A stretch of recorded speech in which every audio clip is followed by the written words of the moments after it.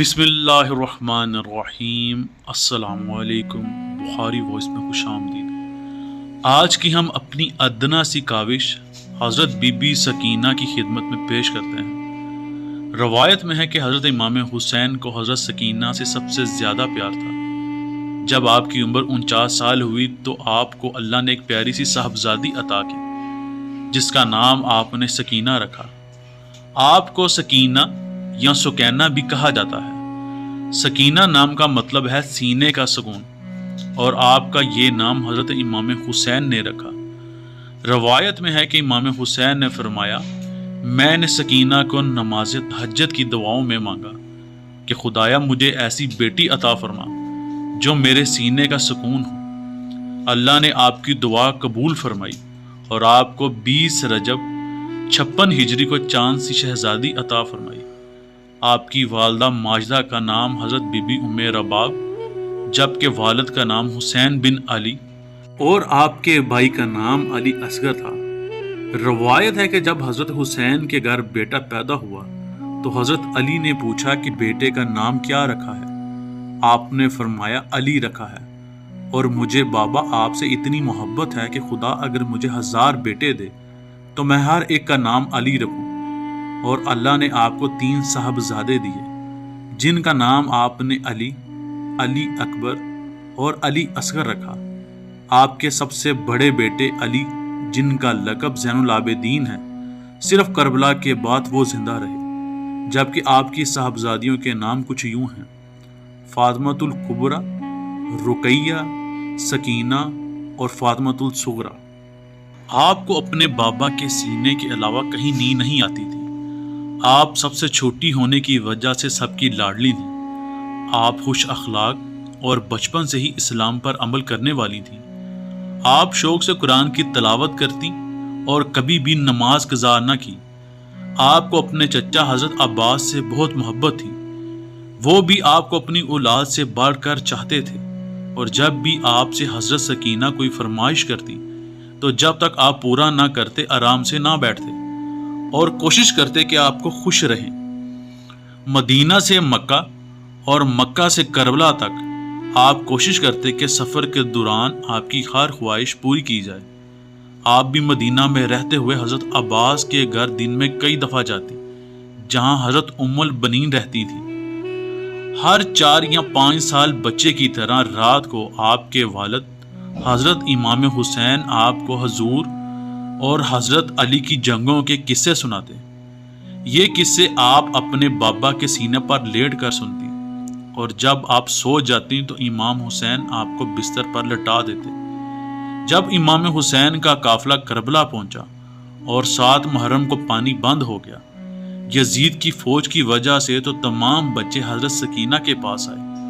انہیں پتا تھا کہ اگر یہ اپنے چچا سے کہیں گے تو پانی آ جائے گا۔ آپ کی آنکھوں میں آنسو آ گئے اور آپ کے خشک ہونٹ کچھ نہ کہہ سکے۔ روایت ہے کہ قافلہ جب دمشق پہنچا تو حضرت بی بی سکینہ نے اپنے بھائی علی زین العابدین سے پوچھا کہ بھائی پیاس کی کتنی منزلیں ہیں؟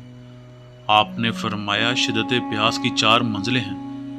پہلی منزل یہ ہے کہ انسان کو دور سے پانی نظر آتا ہے جبکہ وہاں پہنچنے پر نہیں ہوتا، جبکہ دوسری منزل یہ ہے کہ آسمان اور زمین میں انسان کو دھواں نظر آتا ہے اور نظر صحیح نہیں آتا۔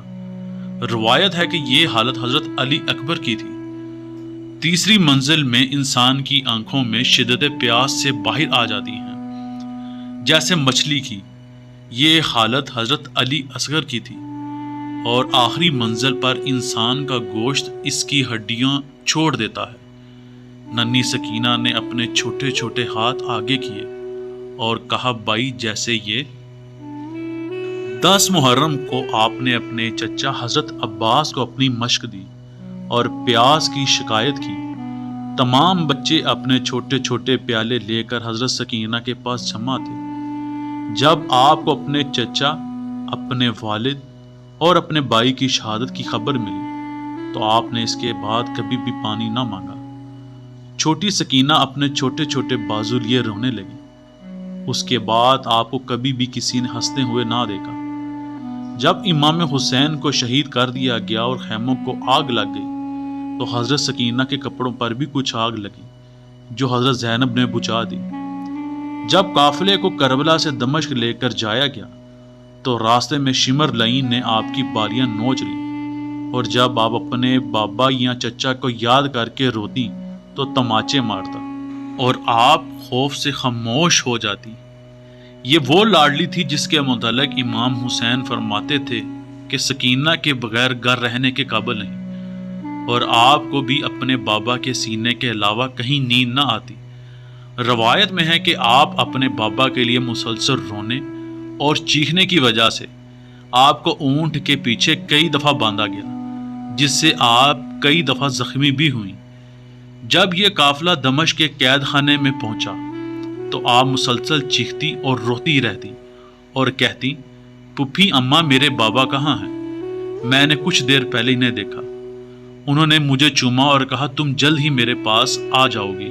جب یہ خواب ساری عورتوں نے سنا تو انہوں نے رونا شروع کر دیا۔ یزید لعین نے اپنے خادم کو بجوایا کہ یہ کیا ماجرا ہے۔ خادم نے آ کر بتایا کہ چھوٹی سکینہ نیند سے بار بار بیدار ہوتی ہے اور باپ کی یاد میں چیختی اور روتی ہے۔ یزید لعین نے کہا کہ امام حسین کا سر لے جاؤ اور اسے دے دو کہ شاید خاموش ہو جائے۔ جب امام حسین کا سر قید خانے میں لایا گیا تو حضرت بی بی سکینہ نے اور زیادہ رونا شروع کر دیا۔ آپ نے سر اقدس کو مضبوطی سے تھام لیا اور اپنے بابا سے پوچھا کہ بابا آپ کا سر کس نے کاٹا؟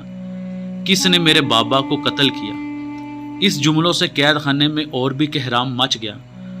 روایت ہے کہ سر اقدس کی بائیں زلفیں دائیں اور دائیں زلفیں بائیں طرف تھیں۔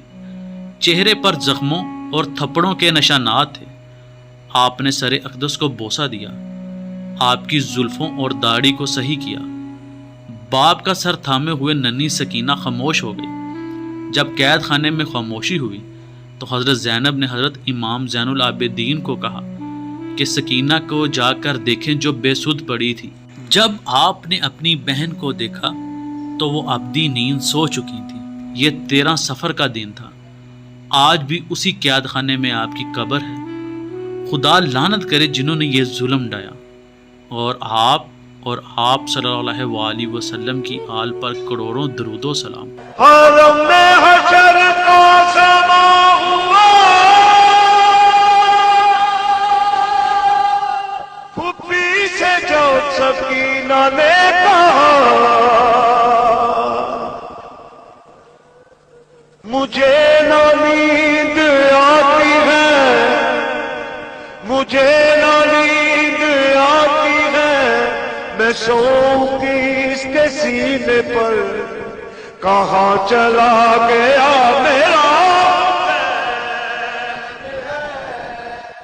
لا الہ الا اللہ محمد رسول اللہ کہ لا زوال